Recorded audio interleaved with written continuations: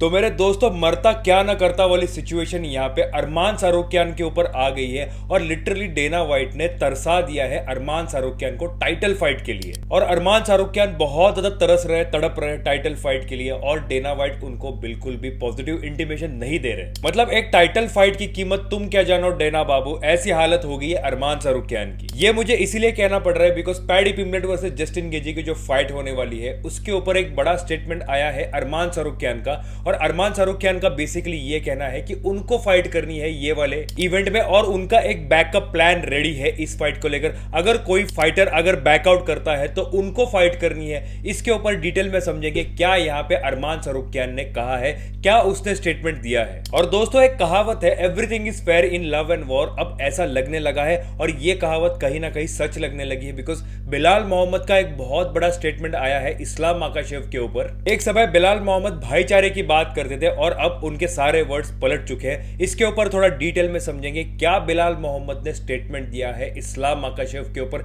ऐसी क्या चीज कही है जिसकी वजह से उनका ब्रदरहुड का नैरेटिव के ऊपर सवाल उठाए जा सकते हैं। और बिलाल मोहम्मद का जो स्टेटमेंट आया वो कितना सही है कितना गलत है इसके ऊपर भी हम नजर डालेंगे मेरे दोस्तों। और उसके साथ साथ एलेक्स पेरेरा का भी एक स्टेटमेंट आया कि वो व्हाइट हाउस इवेंट में फाइट नहीं करना चाहते, उनका शायद कुछ बड़ा प्लान है। दोस्तों ये वाले वीडियो में हम बात करेंगे Alex Pereira white house event में क्यों फाइट नहीं करना चाहते, क्या रीजन हो सकता है। और उसके साथ साथ अगर वो व्हाइट हाउस इवेंट में फाइट नहीं करना चाहते तो उनका प्लान क्या होगा, इसके बारे में भी हम थोड़ा डिटेल में समझेंगे। और ये तीनों टॉपिक में कवर करूंगा। वीडियो को हाइप जरूर कर देना दोस्तों और ऐसा यूएफसी और कॉम्बैट रिलेटेड अपडेट्स के लिए चैनल को सब्सक्राइब कीजिए।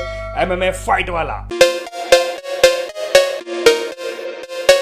तो मेरे दोस्तों यहाँ पे UFC 324 में फाइट होने वाली है जस्टिन गेजी वर्सेस पैडी पिंबलेट की लास वेगस में। और ये फाइट लाइट वेट डिवीजन में होने वाली है। आपको सबको पता होगा कि इलिया टोपुरिया ने कुछ महीनों के लिए गैप लिया है, इसकी वजह से यहाँ पे इंटरम टाइटल के लिए फाइट होने वाली है। और यहाँ पे अरमान सारुख्यान का बहुत ही बुरी तरीके से काट दिया है UFC और डेना वाइट ने। मतलब UFC के हिस्ट्री में ऐसे कम फाइटर्स हैं जिनका इतना बुरी तरीके से काटा हो और अरमान सारुख्यान का बहुत बुरी तरीके से कट चुका है। और ये जो फाइट अनाउंस कर दी डेना वाइट ने जस्टिन गेजी वर्सेस पैडी पिंबलेट, ये अनाउंसमेंट सुनकर अरमान सारुख्यान तो बहुत ज्यादा डिस्टर्ब लग रहा है और उनकी रातों की नींद यहाँ पे हराम हो चुकी है। यहाँ पे अरमान सारुख्यान का एक स्टेटमेंट आया। अरमान सारुख्यान ने ऐसा कहा है कि वो बैकअप प्लानिंग में है। इसका मतलब जस्टिन गेजी और पैडी पिंबलेट की जो फाइट होगी इसमें एक बैकअप फाइटर की तरह वो रहना चाहते हैं। अगर किसी फाइटर ने पुल आउट करा तो वो जाएंगे उस फाइटर की जगह पे फाइट करने के लिए। यूजुअली ऐसे स्टेटमेंट्स हम किसी भी फाइटर से नहीं देखते हैं कि मैं यहाँ पे बैकअप फाइटर रहना चाहता हूं, पर अरमान सारुख्यान इतने ज्यादा डेस्परेट है टाइटल फाइट के लिए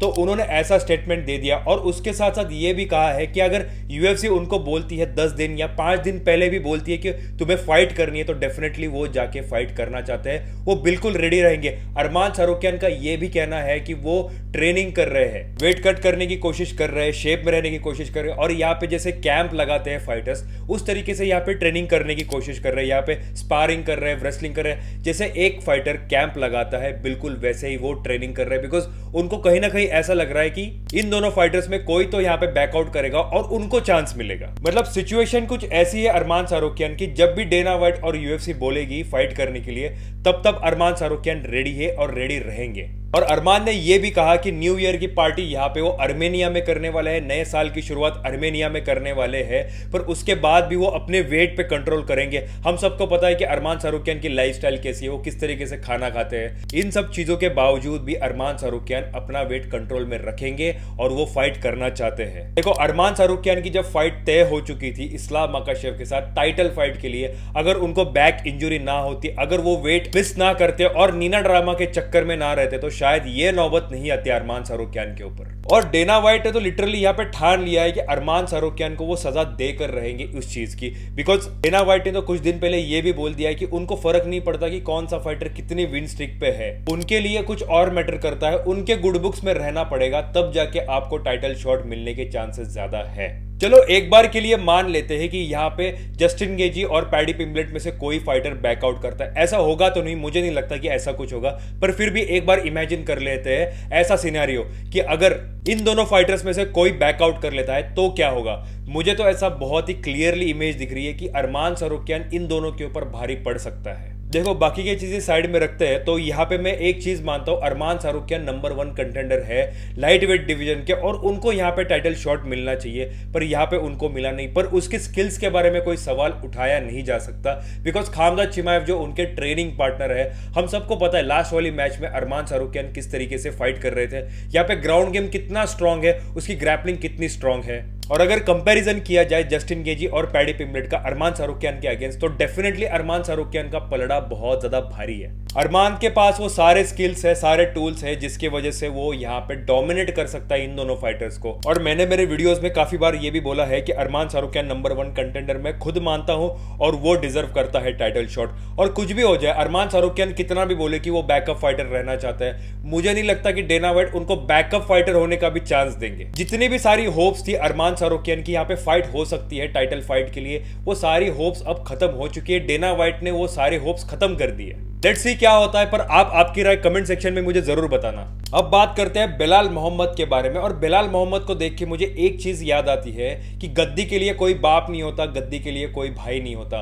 everything is fair in love and war, ये जो एक कोट है वो बिलाल मोहम्मद के ऊपर बिल्कुल सूट करता है। और यहाँ पे ये चीज इसीलिए बोलनी पड़ रही है बिकॉज एक तरफ बिलाल मोहम्मद बोल रहे थे इस्लाम माकाशेव और उनका ब्रदरहुड है, इस्लाम माकाशेव ने भी ये चीज बोली, पर बिलाल मोहम्मद ने इस्लाम माकाशेव के ऊपर ही टारगेट करा है। एक बहुत बड़ा स्टेटमेंट दे दिया है इस्लाम माकाशेव के ऊपर। और इस्लाम माकाशेव आपको पता ही है कि सोशल मीडिया पे ये बोल रहे हैं कि कामारो उस्मान के साथ उनकी फाइट होनी चाहिए। यहाँ पे कामारो उस्मान डिजर्व करते हैं टाइटल शॉट वेल्टरवेट डिवीजन में उनके अगेंस्ट। तो बिलाल मोहम्मद का ऐसा कहना है कि इस्लाम माकाशेव यहाँ पे बीज बोल रहे हैं कामारो उस्मान के साथ फाइट करने के लिए। उनके अकॉर्डिंग टू कामारो उस्मान बहुत ही ज्यादा वीक ओपोनेंट है इस्लाम माकाशेव के लिए। और बिलाल मोहम्मद ऐसा भी बोल रहे हैं कि आपको नहीं लगता कि ये फाइट बहुत ज्यादा बायस्ड होगी बिकॉज इस्लाम माकाशेव के स्किल्स और कामारो उस्मान के स्किल्स में जमीन आसमान का फर्क है। तो यहाँ पे बहुत ज्यादा इजी फाइट इस्लाम माकाशेव पिक करने की कोशिश कर रहा है। और कामारो उस्मान जो अनडिजर्विंग है, लास्ट 3 साल में उसने 4 फाइट्स करी, उसमें से 3 हारी और 1 जीती। तो यहाँ पे इतना ज्यादा इनएक्टिव और इनएफिशिएंट फाइटर के साथ इस्लाम माकाशेव क्यों फाइट करना चाहते हैं, ऐसा सवाल खड़ा कर दिया है बिलाल मोहम्मद ने। मतलब सीधी सी बात है, बिलाल मोहम्मद को यही कहना है कि इस्लाम माकाशेव जो डिजर्विंग फाइटर है जैसे इयान गैरी या फिर वो खुद या फिर मोरालेस और शौकत रखमनो जैसे फाइटर्स को यहाँ पे इग्नोर करके कामारो उस्मान के साथ इजी फाइट पिकअप करने की कोशिश कर रहे हैं। और यहाँ पे सीधा सीधा इस्लाम माकाशेव के ऊपर निशाना लगा दिया है। और यहाँ पे जो फाइटर डिजर्व ही नहीं करता, जो फाइटर लायक नहीं है, उसको यहाँ पे टाइटल फाइट देने की बात कर रहे इस्लाम माकाशेव, ऐसा यहाँ पे बिलाल मोहम्मद का कहना निकल के आता है। तो क्या बिलाल मोहम्मद की बात में सच्चाई है? तो दोस्तों मुझे बिल्कुल सच्चाई लगती है बिकॉज बिलाल मोहम्मद ने जो बात कही है वो बिल्कुल सही कही है। वेल्टरवेट डिवीजन का चार्ट उठा के देखो, इयान गिरी, शौकत रखमनो, मोरालेस जैसे फाइटर्स यहाँ पे भरे पड़े, टैलेंट की कोई कमी नहीं है वेल्टरवेट डिवीजन में, फिर भी यहाँ पे इस्लाम माकाशेव को कामारो उस्मान के साथ क्यों फाइट करनी है? मैं बिलाल मोहम्मद के बात को पूरी तरीके से एग्री करता हूं बिकॉज यहाँ पे नई जनरेशन को चांसेस मिलना चाहिए। जो यूथ है यहाँ पे, जो नए फाइटर्स है, उनको यहाँ पे चांस मिलना चाहिए इस्लाम जैसे हाई स्किल फाइटर के साथ फाइट करने के लिए। देखो इयान गैरी, शौकत रखमनो, मोरालेस ये पोटेंशियल फाइटर्स है और जब वो इस्लाम माकाशेव जैसे फाइटर के साथ फाइट करेंगे तो उनके स्किल्स में भी कहीं ना कहीं इंप्रूवमेंट होगी और हमें ये देखने में बड़ा मजा आएगा। और जैसा बिलाल मोहम्मद ने कहा कि कामारो उस्मान यहाँ पे डिजर्व नहीं करते, ये चीज के ऊपर भी मैं एग्री करता हूं बिकॉज कामारो उस्मान का परफॉर्मेंस बहुत ही डल हो चुका है और उनका टाइम अब खत्म हो चुका है, उनका प्राइम से वो निकल चुके हैं। कोई भी कितना भी कहे, इंजुरी के बाद और जो लियोन एडवर्ड्स के लॉस के बाद कामारो उस्मान पहले जैसे अब नहीं रहे। पर एक चीज यहाँ पे नोटिस करने वाली है, इस्लाम माकाशेव का मैनेजर अली अब्दुल अजीज है और कामारो उस्मान का मैनेजर भी अली अब्दुल अजीज है। ये यहाँ पे अली अब्दुल अजीज का प्लान हो सकता है, यहाँ से भी कमीशन आएगा, वहां से भी कमीशन आएगा, दोनों फाइटर से कमीशन आएगा। भाई साहब ये बिजनेस है, अली अब्दुल अजीज बिजनेस कर रहे, कोई भाईचारे वाला गेम नहीं है यहाँ पे। डेफिनेटली अली अब्दुल अजीज को दोनों फाइटर से कमीशन मिलता है उसके फाइट्स के अकॉर्डिंग टू। इस बिजनेस में कोई भी इमोशनल बॉन्डिंग या फिर भाईचारे वाली बॉन्डिंग कहीं नहीं होती, this is just a business. और अगली बार बिलाल मोहम्मद भाईचारे वाली बात ना करे तो बहुत अच्छा होगा बिकॉज उनके ऊपर वो शोभा नहीं देगा। बिकॉज आपको पता होगा वेल्टरवेट डिवीजन में जब वो चैंपियन थे तब इस्लाम माकाशेव को वो बोला करते थे कि वो मेरा भाई है, मैं उसके साथ फाइट नहीं कर सकता। और इस्लाम माकाशेव जेन्युइनली उसको भाई मानता भी था। इस्लाम माकाशेव ने सीधा सीधा ये बोल दिया था कि मैं जब तक बिलाल मोहम्मद टाइटल नहीं छोड़ेगा तब तक मैं वेल्टरवेट डिवीजन में मूव नहीं करूंगा। और इस्लाम माकाशेव अपनी बात पे सही रहे, पर यहाँ पे बिलाल मोहम्मद को इस चीज से कोई लेना देना नहीं लगता अब।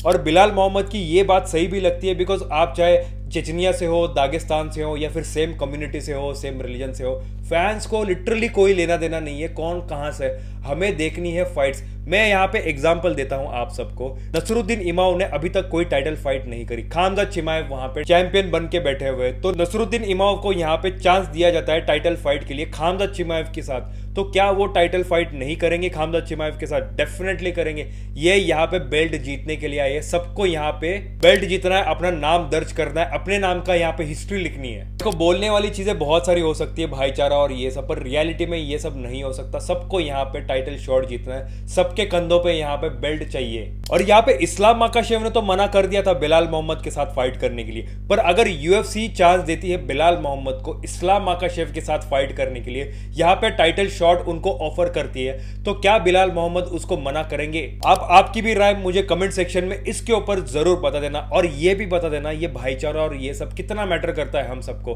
क्या ये सच में इतना मैटर करता है? अब दोस्तों बात करते हैं एलेक्स पेरेरा के बारे में। एक ऑर्डिनरी फाइटर और एक एक्स्ट्राऑर्डिनरी फाइटर में एक छोटा सा गैप होता है, वो गैप अब फिल करने की जरूरत है एलेक्स पेरेरा को, because he is the greatest of all time. ये चीज तो माननी पड़ेगी हम सबको।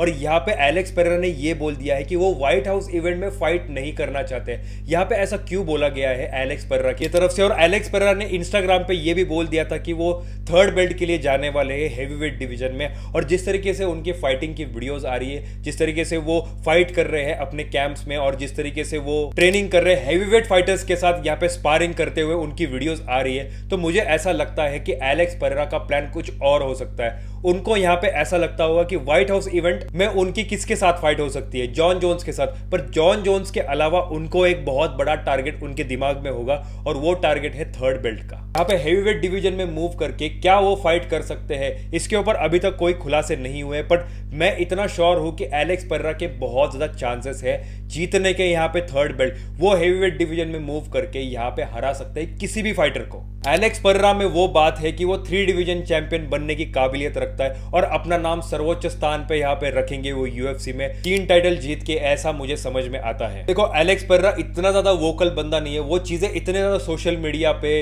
या फिर इतने ज्यादा ऐलान नहीं करता कि मैं ये करूंगा मैं वो करूंगा। वो बंदा ऐसा है कि चीजें करके दिखाता है। अगर वो बोल रहा है कि मैं नॉकआउट करूंगा मागोमेड एंकलाएव को, तो उसने वो चीज करके दिखाया। बहुत कम बात करता है, बहुत स्पेसिफिक बात करता है, पर जो भी बात करता है करके दिखाता है। तो अगर एलेक्स पेरेरा कोई चीज बोल रहा है तो उसको हमें जरूर सीरियसली लेना चाहिए। और एलेक्स पेरेरा ने जो हिंट दिया है कि वो 3 डिवीजन चैंप बनेंगे, तो डेफिनेटली वो चैंप बन सकते हैं। और यहाँ पे व्हाइट हाउस इवेंट में फाइट करने का कोई लॉजिक नहीं बनता उनके अकॉर्डिंग टू। अभी तक खुल की जानकारी किसी भी चीज की नहीं आई है, ये बस अंदाजा है कि ऐसा कुछ हो सकता है। तो ये थे 3 टॉपिक। मैं मिलता हूं आपको कुछ नए अपडेट के साथ नई वीडियो में। तब तक के लिए मैं आप सबका अलविदा लेता हूं, और साहिल साइनिंग ऑफ।